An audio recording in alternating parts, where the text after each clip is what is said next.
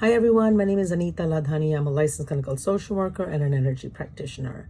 And I want to talk to you about feeling sick and getting help. Now, we all at some point in our lives have felt not 100%, whether it was a stomach ache, whether it was the flu, whether it was cold, or you've known someone in your family or your friends who have said, I just don't feel good. I don't feel good. My body aches.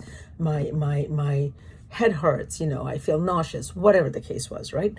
So what do we normally suggest or respond to loved ones or friends who've come to us and said in the past, I don't feel good?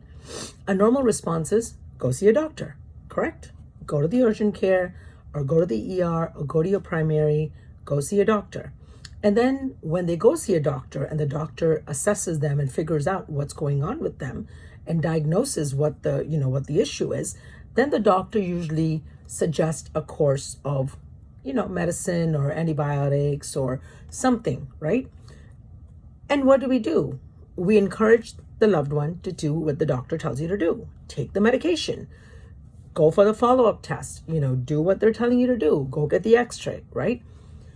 Well, similarly, I want to suggest to you that perhaps when someone that you know comes to you and says, I don't feel good, and it's not physical, I don't emotionally feel good, I don't feel like myself, I feel sad, I feel anxious, I feel depressed, I can't sleep, or I'm sleeping too much.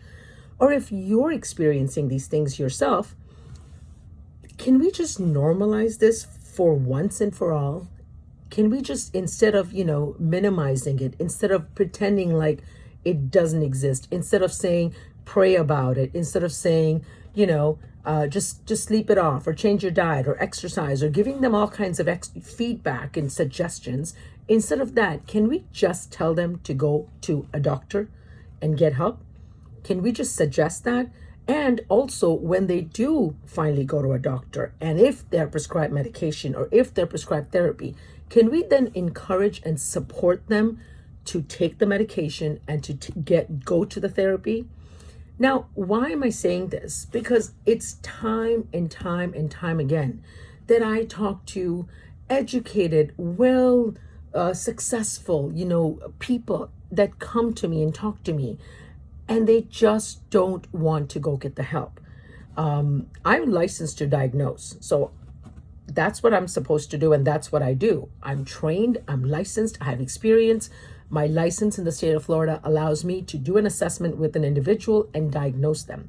I'm not licensed to prescribe medication. That would require a medical license. That's not what I have.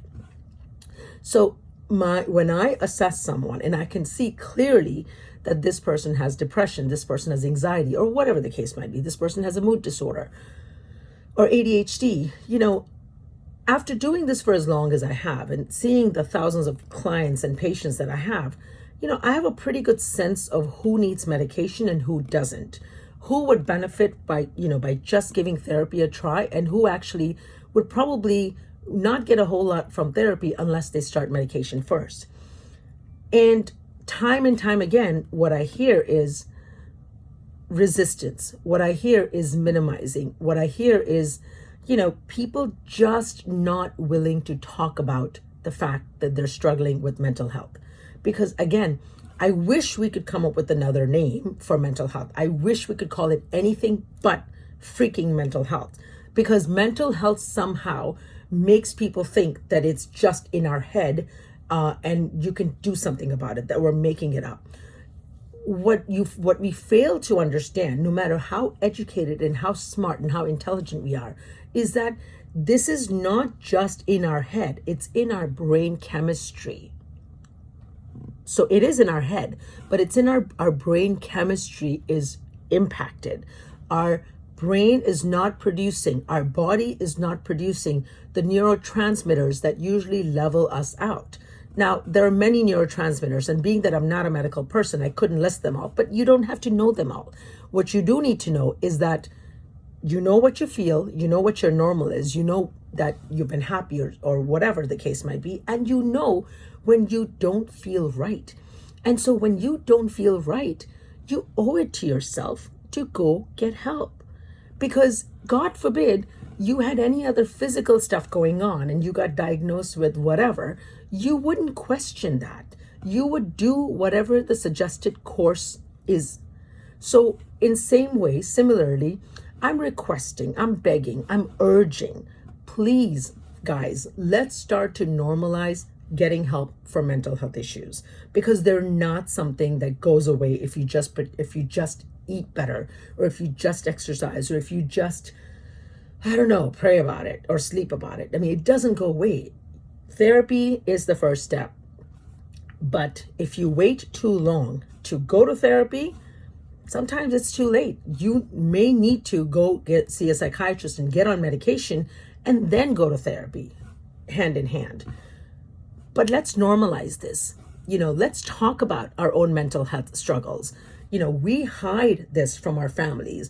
And in the past, I've always said to people, it's nobody's business what you do with your mental health, And I still support that and I still advocate that. But I think more than ever now, we need to start to normalize that we're struggling. We need to start to let people in our inner circle know that we're going and we're getting help, because it becomes normal to get therapy. It becomes normal to get, medication, because people in our circle look to us. And if they see that it's okay for someone like me or someone like you to get therapy, to be on medications for depression, anxiety, whatever the case is, they feel that, okay, if this person can do it, then I can do it too. And you never know, you may be literally saving a life. You may be saving a life, because depression and anxiety leads, unfortunately, often to suicide. And suicide happens when someone is so lonely and feels so helpless and is in so much emotional pain that they don't see a way out. It's as if you're at the bottom of a tunnel and you're looking up, a well, and you're looking up and you just don't see any hope. And you're just tired of living in this pain. And so people want to end it. But there's always a way out of that tunnel, out of that well. But we need to provide people that hand. We need to provide people that support so that they can get the help they need to get themselves out of that well. That's all, guys. Just let's normalize it. Let's talk about it. Let's make it completely okay to get the help we need for depression, for anxiety, whether it's therapy or whether it's medication. As always, I am always available to talk to you. I'm always available to get on the phone and have a conversation. I'm always available if you want to, ask me about what to do about a loved one, or if you want to talk about yourself. Please reach out for help. It's available. I'm here. I'm volunteering. And if I'm not enough, I know there are other people who are available. But please get help. This is something we can get through and we can easily treat and manage. Love and light. Take care. God bless.